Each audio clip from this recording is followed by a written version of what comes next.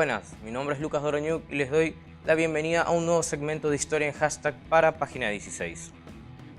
El día de hoy tenemos como hashtag a Vietnam, país asiático, partícipe de una de las guerras más importantes e icónicas en la historia de la humanidad, como lo fue la Guerra de Vietnam, de 1958 a 1973. Para trabajar y explicar mucho mejor esta guerra, esta vez no lo vamos a hacer mediante una película, ni una serie, ni un videojuego como en entregas anteriores, sino mediante una canción. Sí, mediante una canción. Y es una canción que es un hit muy reconocido en el mundo del rock and roll, como lo es Fortunate Son de la banda estadounidense Creedence. La canción fue lanzada dentro del disco William the Poor Boys de dicha banda, en el año 1969, es decir, dentro de pleno contexto bélico, y que además estaba sumergido en una sociedad que le decía no a la guerra, que se oponía constantemente a esta guerra y a la muerte de los jóvenes estadounidenses en la misma, por las consecuencias internas y externas de la guerra, pero además motivada y empujada por distintos movimientos y asociaciones contraculturales como lo fueron el hipismo y la generación beat.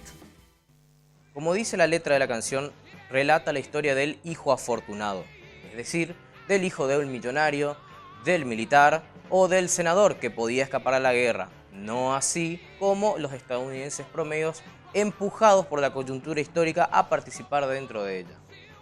Para tener un mejor conocimiento de lo que fue la guerra de Vietnam en sí, hay que tener en cuenta los antecedentes que han ocurrido en ella y tener la noción en que casi toda su historia Vietnam estuvo bajo control de alguna fuerza extranjera. Si vemos la Edad Media, estuvieron bajo el ala de la China imperial.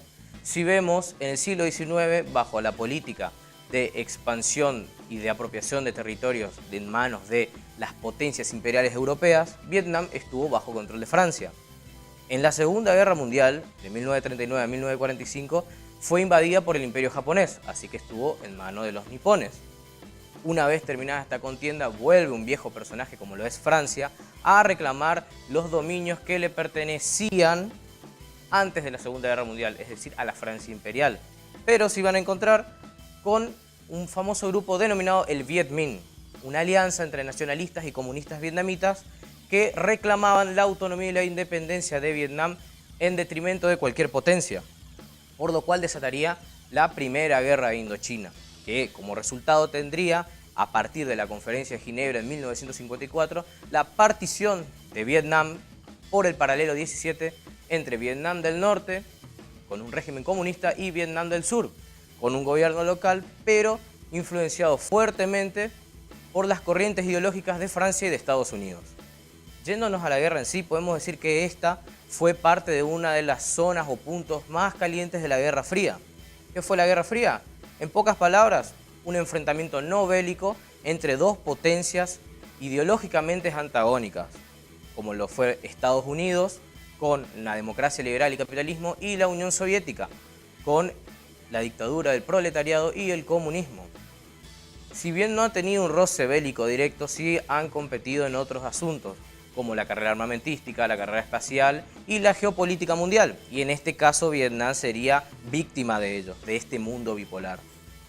Como dijimos, Vietnam del Norte en manos del comunismo, es decir, respaldados por la Unión Soviética.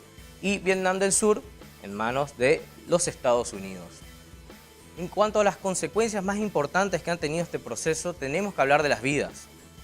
Hay datos y autores que difieren en cuanto al número exacto de las mismas, pero según una columnista vietnamita de la BBC, como lo es Queen Lee, ella nos dice que Vietnam ha sufrido por lo menos 1 millón de muertes en la guerra.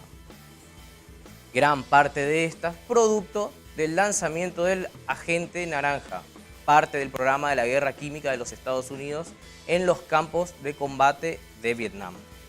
Por el lado de los Estados Unidos tenemos un aproximado de 58.000 desaparecidos en guerra. Pero no se dejen engañar por estas cifras, ya que el resultado de la guerra dio como vencedor a Vietnam, haciendo que Estados Unidos se retire de la guerra y dejando a Vietnam del Sur combatir sola y directamente con Vietnam del Norte, unificando esta última en una sola nación bajo el ala comunista. Por otro lado, esta guerra ha significado una de las manchas más importantes en la historia bélica de los Estados Unidos, no solamente por lo cruento que fue el combate en sí, sino también por la disyuntiva en cuanto a opiniones que ha generado al interior del territorio del país norteamericano. Centrándonos en lo que es la canción y el título en sí, Hijo Afortunado, vemos que fue una fuerte crítica política y social al sistema estadounidense. Una incógnita que presenta esto entre los fanáticos de la banda, de la música en general, como así también entre los aficionados de la historia de la guerra de Vietnam, es saber si la canción tenía una dedicatoria personal o estaba basada en alguien real. En varias entrevistas a John Fogerty, cantante de Creedence y autor de la canción, él reveló que la misma estaba inspirada en Daniel Eisenhower. ¿Quién fue este personaje? Para empezar, fue hijo de Dwight Eisenhower, expresidente de los Estados Unidos. Pero también estuvo casado con Julie Nixon, quien fue hija de Richard Nixon, uno de los presidentes norteamericanos durante la contienda bélica, lo cual lo lleva a personificar a la perfección el famoso hijo afortunado o la concepción del hijo afortunado. También podemos tener en cuenta que el mismo Fogerty hizo el servicio militar obligatorio entre los años 1966 y 1968, por lo cual pudo palpar muy de cerca la problemática de la corrupción en torno a la guerra de Vietnam por el lado de los Estados Unidos. Es muy enriquecedor ver cómo mediante las expresiones artísticas, en este caso la música, juegan un rol preponderante a la hora de darle voz a quienes no tienen voces o son invisibilizados por el poder. A su vez, haciendo de una simple canción de rock and roll de una banda estadounidense todo un himno de protesta, no solamente en Estados Unidos, sino a nivel mundial. Cualquier duda, inquietud o consulta que tengas, e incluso si necesitas clases particulares de historia, podés escribirme al email que figura acá o a mis redes sociales.